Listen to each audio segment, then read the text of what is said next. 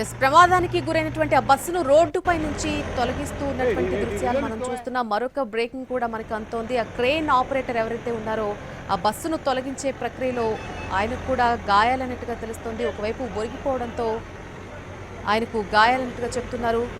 ఆ బస్సు ప్రమాదానికి సంబంధించి అక్కడ సహాయక చర్యలు ప్రస్తుతం కొనసాగుతున్నాయి. పూర్తిగా దగ్ధమైపోయినటువంటి స్థితి మనకు కనిపిస్తోంది. ఆ బస్సులో ఉన్నటువంటి వారి పరిస్థితి ఏ విధంగా ఉంటుందో మనం ఊహించుకోవచ్చు. మంటల్లో సజీవ దహనమైపోయారు చాలా మంది.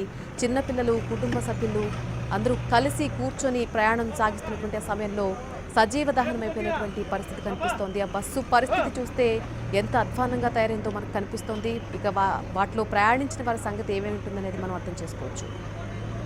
అలాగే ఆ బస్సును రోడ్డుపై నుంచి తొలగిస్తూ ఉండగా అక్కడ క్రేన్ బోల్తా పడినట్టుగా మనకు ఒక అప్డేట్ కూడా అంతోంది. ఆ క్రేన్ ఆపరేటర్ ఎవరైతే ఉన్నారో ఆపరేటర్కు గాయాలన్నట్టుగా చెప్తున్నారు. ఈ సహాయక చర్యల్లో భాగంగా బస్సును ఆ ప్రమాదానికి గురైనటువంటి ఆ బస్సును ముందుకు తరలిస్తున్నటువంటి సందర్భంలో ఆ క్రేన్ ఒక్కసారిగా పక్కకు ఒరిగిపోయినటువంటి దృశ్యాలు మనకు కనిపిస్తున్నాయి. మరొక ప్రమాదం అక్కడ సంభవించింది. ఆ క్రేన్ ఆపరేటర్ కూడా తీవ్రంగా గాయాలన్నట్టుగా చెప్తున్నారు. దీనికి సంబంధించి మరింత సమాచారం మనకి ఇంకా రావాల్సింది. ప్రస్తుతం మనం లైవ్ దృశ్యాలు చూస్తున్నాం. అక్కడ ప్రమాదం సంభవించినటువంటి ప్రాంతం నుంచి వస్తున్నటువంటి లైవ్ దృశ్యాలు అవి.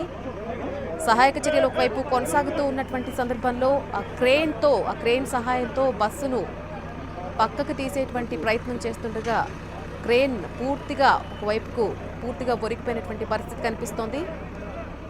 ఈ ప్రమాదంలో భాగంగా అక్కడ ఆ క్రేన్ ఆపరేటర్కు గాయాలన్నట్టుగా చెప్తున్నారు. పూర్తి అప్డేట్స్ అందించడానికి సంఘటనా స్థలం నుంచి మా ప్రతినిధి చంద్రశేఖర్ రెడ్ పాషా లైవ్ లో జాయిన్ అవుతున్నారు. పూర్తి అప్డేట్ అందించడానికి సంఘటనా స్థలం నుంచి పాషా, ప్రస్తుతం అక్కడ పరిస్థితి ఏంటి? క్రమంలో క్రేను బోల్తా పడ్డటువంటి సిచ్యువేషన్ మనకు కనిపిస్తూ ఉంది.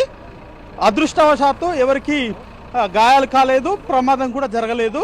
ఈ క్రేను దాదాపు 200 మీటర్